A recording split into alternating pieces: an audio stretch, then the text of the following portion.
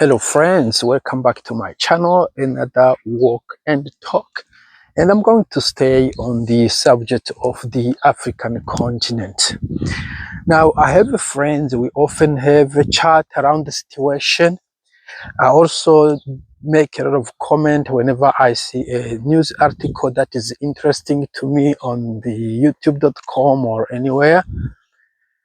And most of the time, what I see people try to reply, they often copy and paste a saying of someone or a clip of some African intellectuals. I see like this guy, and I'm going to focus on actually him and the likes of him. I think it's called the Professor Lumumba, Patrice Lumumba, something. PLO, I'm not sure if it's the O is Odinga, or he might be from Kenya. And he's, how do you call bavardage in English? He's just eloquent. He's just a talking head. And he's talking strongly as if he has got answers. And everything for him and the other charlatans on the continent, everything goes to colonialism, the Muzungu, the neo-colonialism, the third life. There is zero responsibility put on to our African people. Both leaders and actually the African people, we have got a huge responsibility to play on the state and the plight of the continent. But I see these talking heads, often with the PhDs in some obscure history, African studies, and other stupid nonsense. They always focus on it's the white man. And they're not activists even. They don't do anything activistic, because I do remember at a certain time I was challenged my friend for always referring me to those talking heads. And he said, but Mandela and Martin Luther King were talking heads. I said, no, they were not. Mandela spent 27 years in prison. Those guys will always say something. They wouldn't go to a country and criticize the leader because they know they're going to end in jail. So they go with the flow and they criticize the white men because they are not in the white man's land, or they know the white man doesn't care what they say.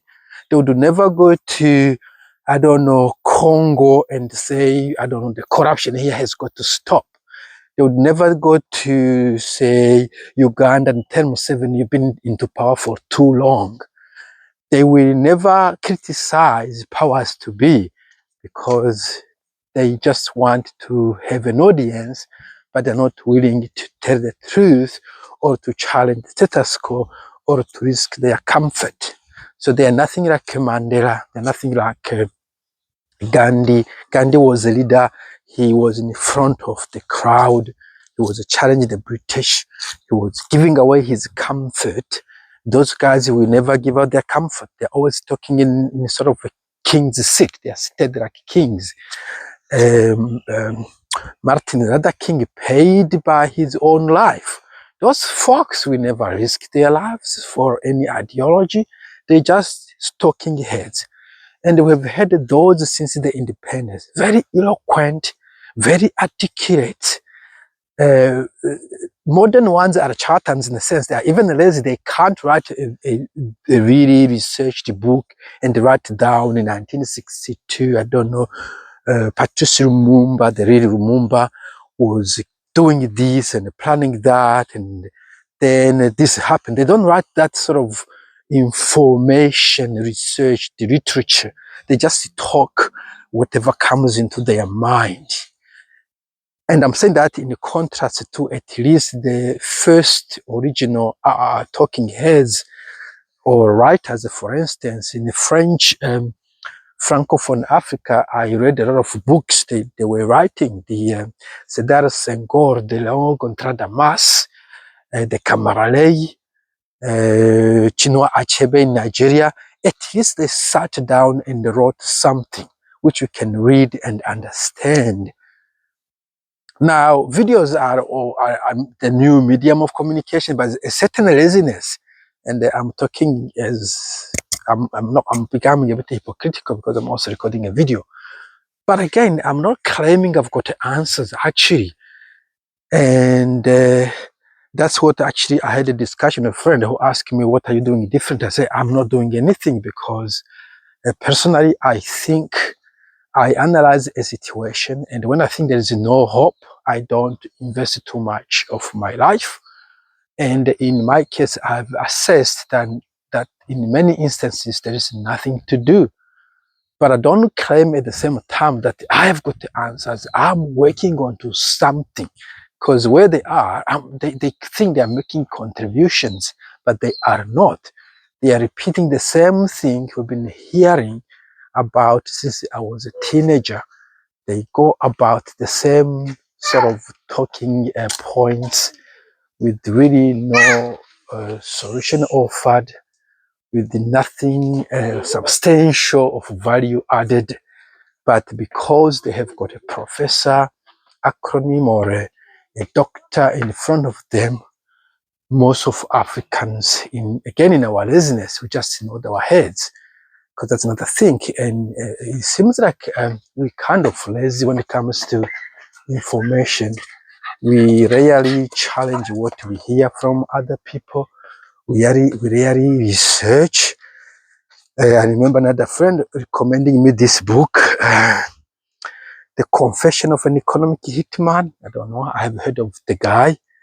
And he was quoting it as the Bible. Like, look, this is the answer to everything that's happening in Africa. This is the answer. If you haven't read of this thing, you are hopeless. You don't know anything. You should we can't even talk. I'm like, dude, it's not the Bible. You just have to go research on Reddit, on Amazon. When people buy a book, they leave comments and ratings. Just to read it through, you can understand that he's as controversial as any other writer. He's not Jesus. He didn't write any Bible. And there are a lot of inaccuracies in his talk, as you can when he's talking, if you read the book.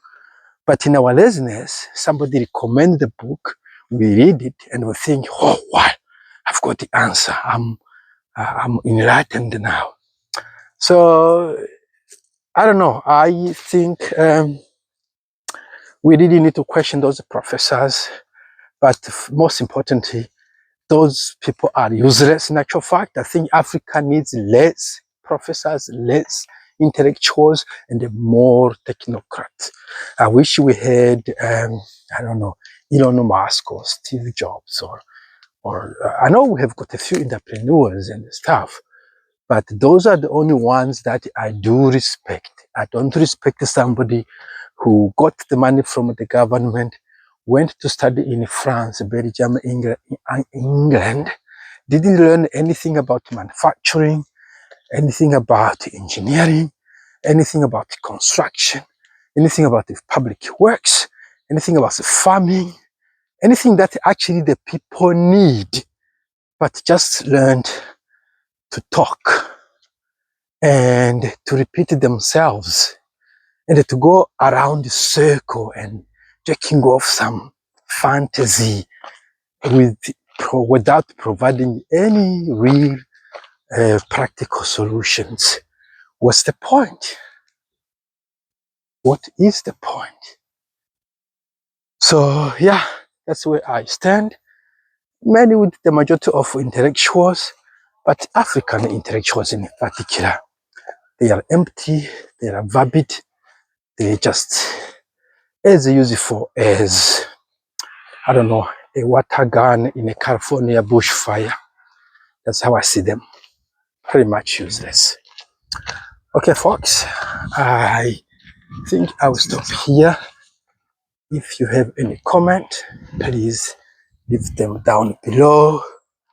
If you have any suggestions on two things I can talk about, please also leave a comment. If you have any suggestions on how I can improve these talks, sometimes the talking head, sometimes look at you. Sometimes the walk and talk. I do walk and talk because it is easier for me to I'm seated during my day. I'm seated on the computer 8 hours a day. So in the evenings, it is time for me to stand up and walk around, just to stretch and to avoid growing my belly. So I also don't. I prefer to show you the place down in my face, whatever. But if you've got any suggestions on how to improve my talks, my presentation, please leave those comments down below. Until then, take care, folks.